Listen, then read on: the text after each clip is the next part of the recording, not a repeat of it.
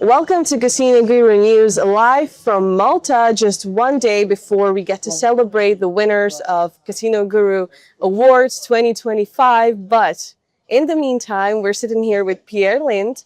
Hi and welcome. Thank you for coming. Thanks for having me. Yeah, it's great. It's a pleasure, always pleasure to have you with us. First and foremost, I feel like you need no introduction. Like I say, this is Pierre Lindh, and everybody knows who I'm talking about. But for those who may not know you or may not know you enough, could we start by telling us a little bit more about yourself? How did you get into the gaming industry in the first place? Sort of like a story of Pierre. Where does it? When did it start? Well, as I suppose everyone knows the monkey to press. Yeah, that's a good question, and thank you for having me here. I have been in the gaming industry and in events my entire life. Oh, I started playing poker when I was very, very young. Yeah. As a Swedish person, we are grown up with poker. Okay. Any 5-year-old knows what a royal flush is, what a straight is. Cultural thing. It's a cultural thing for sure. And that led me into starting my poker club when I was 17 years old. This became one of the biggest underground poker clubs in At Scandinavia. 17. Oh my God. So we built that from very, very early days. So poker and events and gambling is what I've done my entire career. So at that time, I was very much embedded in the gambling community in Sweden. And we traveled a lot as well to travel to other poker tournaments. We went to other poker clubs around Sweden. So I was very much around the gamblers. It was really like embedded with the gamblers, gambling in the underground clubs, in the casinos, and all of that for a couple of years. And that was just a matter of time before I was headhunted to Malta here, that I've lived in the last 15 years. I started working for Betsson as a poker VIP manager. So again, poker and events. And then from there, we started our events management company for the last 11 years. And Yeah. here we are today. Next EO, right? Yeah. So yeah, that's a very interesting story. And I'm interested about, how this your early experiences with poker club that you founded when you were 17. Oh my God, unbelievable. How did it change your perspective into building community in iGaming? I mean, it has to be this strong experience that you carry on to your later on professional life, right? So you started with Next.io, and at first it was a media company, right? More or less. Even before that time, before I moved to Malta, at some point I was responsible for a website called ProSharks.com. That was in the 2000s. And that site was the biggest poker community in Sweden. So just like you guys are building Casino Gurus as an incredible community of players these days on the casino side of things, I did a similar thing but for the poker players back in the 2000s. So building community was always part as well of what I love doing. In my poker club, it was very much a community for grown-ups, you could say. There's like a child care for grown-ups, almost, where we would come together, play poker, hang out for a whole night. I had ping pong table, have table, fun, right? all of this. So putting people together is also a massive passion of mine, and I feel really lucky these days that I have the opportunity to bring the iGaming industry together in a similar context. Exactly. That was what I was building to get into, is that right now you expanded more into events organization, right? With Next.io. So for me, it's not quite a traditional job path. Did you have any doubts maybe when entering this stage of your professional career? Yeah, I think it's an interesting question. For me, it was always about just having fun. Okay. So when we started our company and I left Betsson at that time, we just thought it would be so much fun to organize our own events, and there wasn't really a business plan behind that idea. And my thinking has always been that if I fail with something, it doesn't feel that scary to me, because the ground isn't that far away, right? Okay, it would be worse to fall into the sea, But failing with an endeavor that you're trying out in your career isn't the end of the world, because you can quite quickly get up and do something else. Yeah, you're So I didn't really falling very from a high, high afar. Yeah. And coming from the poker world, we are used to failing all the time. Like, we play poker every night, and sometimes you do stupid mistakes, and you just learn that that's part of the game. Yeah, that's how you learn, right? Yes. So it was never really that. Never really had that fear. I suppose that's a good thing when you're trying to build a company and all of that, because there is a lot of risk. And to be honest, like, building a company is a lot about staring into the abyss and eating glass at the same time, because the staring into the abyss part is like, most companies fail. So like, that your chances are against you. The outcome. And the eating glass part is like, there's always going to be some crisis that you have to deal with. Instead of working about what you really want to do, you always have to take care of the crisis. So I suppose it's a lot about just accepting that all of these things, part of the risk, the high chance of failure, doing things that really sucks often, that's just part of building the whole thing. Yeah. So basically, there are some challenges, but at least, well, while you having fun doing it, it's I guess it's clear to say that it was a nice and right career path for you. I mean, you're doing great with Next.io. You are very well established in the industry and a leading in events organization in iGaming, and that's really content driven, which is great. But my question is, are you satisfied with where you are now? Like, this is it? Or are we moving somewhere else? You mentioned the ADHD energy before we started this conversation, and I think that's very much how our company is built as well. And I mean, since the start, it's kind of like, in gambling, there's an expression that says you're chasing the dragon. Yeah. And it means like you're always chasing that like big win or whatever. And is always over there, and you're always following it, kind of thing. And as time goes by and the company evolves and grows, so does the goals that we have, let's say. Of course. So we're always chasing that dragon, in the sense that the goals that we set 5 years ago, we've already reached far away from there, right? And now the goals are much further ahead. So I always say, I've said it since the beginning, I'll say it since now, we are just at the start. Like, we've just done 5% of what we want to do. The company in 5 years' time is going to look very different from what it looks like today. Of course. And the ambition is always this triangle ambition. And that, that spurs on our team. It keeps our teams on our toe all the time. That's like, I always come up with new ideas, and my team is like, oh my God, not another one. Yeah. No, we have way long time to go before we get. So you're not done. This is not over just yet. Yeah, it's never gonna be over. Yeah. And that's also that's the point as well. I think, is that it's the journey itself that's the reward, if you will, about the journey and not the destination. It's not the destination. Yeah, it's always, and you have to remember that as you're building it. That it's like, now is the enjoyment part, even if it's hard. But it's never gonna be like you sail into a sunset with a sailboat. That's just never gonna happen. At the end of the movie. Yeah, of course. I have another interesting question, if you will, for you. If you had the chance to do this all once more, would you do something different? That's a great question, to be honest. And I don't think so, to be honest. I think this is all developed really organically throughout time.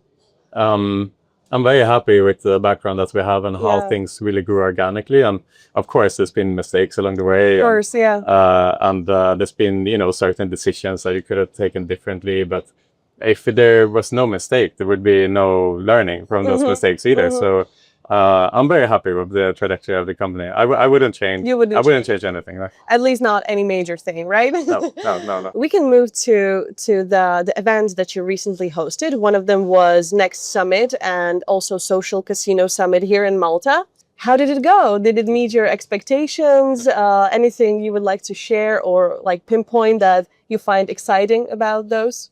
Yeah, I don't know if it's because I'm living in my own bubble or something, but no. I have never experienced that much positive feedback from an event, both directly to me, but also just what I saw out there on LinkedIn and elsewhere, done from this event. It was overwhelming. Like, it's great. We had thousands of comments, and all of them positive. Yeah. And people always come up to me, and they're very nice to me. Yeah. They always say, "Oh, a great event," but it's hard to say because people are being nice to me. You know? Exactly. Yeah. So we always measure success based on what people say in our survey, what people say publicly, and so on and Outside, so not forth. just to your face. Yeah. Mhm. And the feedback was just completely overwhelmingly positive. And I think the reason for that is we are doing this show very differently. And for people who come the first time, Yeah. they are often surprised that like, oh, this is not what we expected. Like, This is something and- new. yeah, and they expected there's going to be this big expo, and that's what all the shows are. Okay. But in our case, we are not an expo. We call ourselves a festival, you know, and, Okay. Yeah. and we really try to do things differently where the networking part is the most important thing, where you should be relaxed when you network. Our belief is when people have a good time, when they feel comfortable and relaxed, they are more open also to do business. Exactly. And that's the type of atmosphere that we try to create at the show. So there's a mix of learning, there's a mix of sports, evening activities, and just having a good time at the show. I feel like it's all about creating this like a good environment for people to enjoy themselves, you know, and also on the side do a little bit of networking, a little bit of work, but basically, as you said at the beginning, with your job itself, just to have fun. And that's I feel like this is something the iGaming industry really excel at. Yeah, no, but I think like the biggest mistake a lot of salespeople, especially who are commercially driven people, is they come to a show and they have this like, 50 meetings booked in the show, schedule, and they are just very so rigid. stressed. They sit down and they're already looking at their watch because they know that in 5 minutes I have to go and I have to figure out where to go next. And so they are not present in any of their meetings that they're sitting down in. And I think commercial success come from sitting down with someone, paying attention to them, giving them the time that they need, trying to connect with people, because at the end of the day, people want to do business with you if they trust you and if they like you. Exactly. So why not try to just be relaxed and having a good time with the just people give that them you're more, around. And then by time you will build up that connection with someone that will eventually lead to a signed contract. But it doesn't have to happen then and there. It can happen 6 months later. Maybe.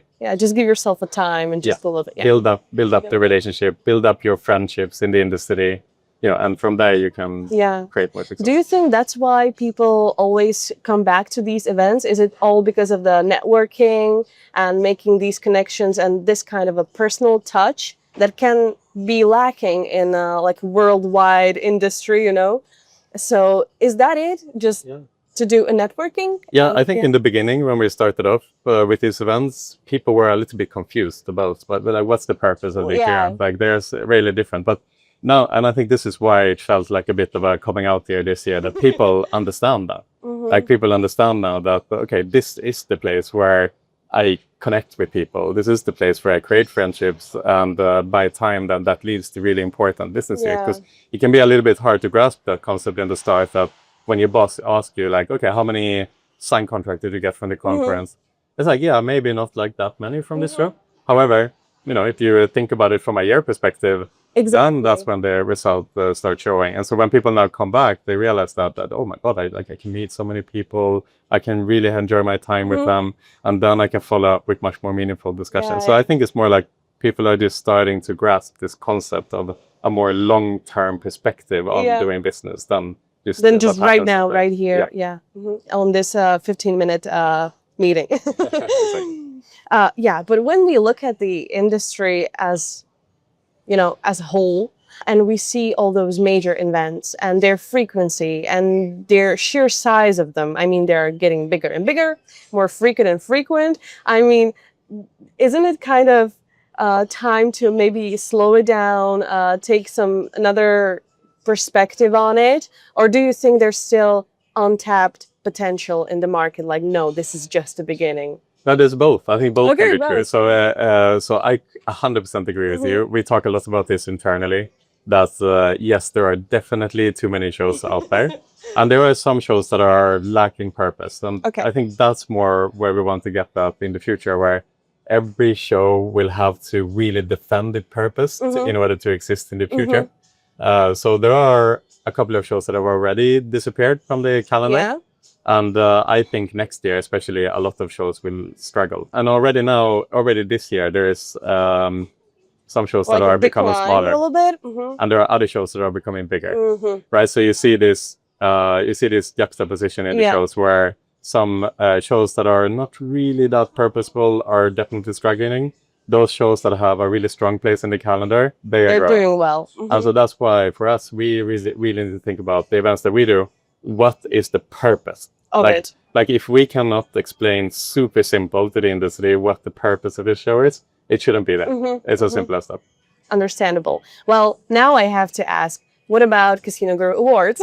I mean, we know what we're trying to do, and I think we're very clear when communicating that is that we want to bring attention to the transparency and the safety and ethical business. I mean, it's in the heart of it all. So what do you think about that? Are we doing okay? Any feedback for us? Where do you see Casino Guru Awards in the future? Yeah, no, I think there is more and more of these company awards and company events that are taking place. And they are such great initiative. Like what you guys are doing here with Casino Guru Awards is just an excellent initiative. And the reason for that also is because you are an authority. You know, Casino Guru is a massive, respected affiliate that is really closely connected to your players. Yeah. And so you have something that, let's say, most other award shows doesn't have, Exactly. which is at the end of the day, what is it that the players want? You know, Yeah, it's not about our opinion. It's like, what does the player want? Like that's what's going to create success in the industry. So, like, you can build your show together with the players and together with your ecosystem and your knowledge that you build up over time. You have something that's not just giving away an award. You know, that's it. there are a lot of award shows that are like that, which is We know, whatever. Like you actually have something that have teeth. Yeah, You know? yeah. And that's exactly An what edge. you want. Yeah. Yes. Back maybe for a little while to these social casino summit that you had and social casinos themselves, because I'm very interested in them. Where do you see their position? Like we're now talking all about the future. So what's the future of social casinos? Yeah, and it's quite interesting when we organized the first one in New York because we had no idea what to expect. No one had done anything on the social casino / sweepstakes front at all. So we expected maybe 80 or 90 people will turn up and let's see what the feedback is. But it became overwhelming. Like we were overcrowded during that event. I think we had almost 400 people at the end. So there's definitely a demand. Yeah, people from all over the world came to that event, and it was overwhelmingly positive. You know, the thing with that space is it's people are still trying to figure it out. We have social casino and we have sweepstakes. Like there's a little bit of crossover, but also they are very different. You know. And the social casino especially, there is a whole massive industry out there that has never really communicated with the iGaming industry, for example. But there are a lot of opportunities to collaborate between these two industries. Yeah. And I think it would be really interesting to see if we can get on board these like massive social casino operators that are out there. You know, everyone from King, for example, you know, it's a multi-billion euro company. That have databases that are absolutely massive. There are other social casino organizations that are just so big. And then on the sweepstakes side, you know, that's more of a social casino / casino crossover. Yeah, gotcha. And that space is very volatile, right? That's all the rage right now in the US and even other places in the world where sweepstakes it's really popular. Yeah. And who knows what the future will bring in that space. Of course, yeah. I think through the conversations that I've been part of, it's pretty clear that no one really knows where it's going. So it's untouched ground a little bit. There's forces on both sides that are pulling the rope in either side and either direction. But I think, my personal point, I think sweepstakes is going to be there in some form or the other. If it's the same extent as today, if it's smaller, if it's bigger, that I can't tell you. But a year from now, 5 years from now, there's still going to be sweepstakes in some form or the other. Going back to all those summits and events that you're doing, there's a lot under Next.io umbrella. How do you keep everything, you know, working, aligned to avoid any overleap? And it has to take a massive amount of effort. Well, to start off with, my team are all very avid coffee drinkers, so let's start with that point. My team is very energetic. You know, I have the luxury of having the responsibility of coming up with the ideas, Okay. Oh, And, they're the and executioners. my team has the unfortunate thing of having to deliver those ideas. So our meetings are always very funny because I will come into our meeting and like, guys, I have a new idea. And then you see all the team is like, oh my God, here we go again, you know. But no, jokes aside, you know, we are super passionate about the events that we take on and the products that we have in the company. And this is a really exciting time right now because June is our planning month. Okay. So this is the workshop month for us, Oh, where we so sit down and we talk about what's going to happen in 2026, 2027, 2028. And so we are like, okay, how can we improve our events? How can we improve our media? How can we make things bigger? How can we become more efficient? And I think that's more the point in the Yeah. future. It's like, okay, how do we keep all these things together? How can we utilize software tools, the future of AI, in order to automate a lot of things in the company, in order to simplify our processes? Yeah. We're always thinking about how to simplify, how to make things easier, how to create consistency Oh. so that it's easier. Even though we have many, many events, there's like a lot of red threads between everything. So it becomes easier to Yeah, have easier to everything. manage, easier to get done at the end of the day. It's all about processes, efficiency. Yeah. Yeah, understandable. I know that maybe you can tell us everything, or maybe I will ask you again at the end of June when you guys have it all figured out. But what's anything coming up with Next IO that we should be on the lookout for? You know, any big surprise or announcement that you would like to make right now or not? Yeah, it's something I haven't spoken really about. That's because we are talking a lot about internally now. It's we have communicated our tagline, which is next to there, which is the world's iGaming community. And so just like you guys are bringing the players into your community, we want to bring the actual industry into our community. Okay. And so what we are talking a lot right now about is how do we create that huge community? Right now we've experimented, we've done some things to see if the industry wants our community. But the next step now is to take action. So that's a lot what we're talking about for 2026 is actually truly creating a global iGaming ecosystem where we can create the world's iGaming community. And so that is your exclusive part. Thank you very much. So the kind of like experiments are done, and now you're getting into the works of it and trying to figure it out. Very, very exciting. We will definitely be in the lookout for that. Good. And I guess that's it. I mean, I ran out of question and ran out of time as well. So thank you very much for joining us again, for your great insights. We really appreciate that you took some time and gave it to us. And also thank you all for watching. Hope you enjoyed this interview with Pierre. And yeah, we will see you soon. Right. Bye. Cheers.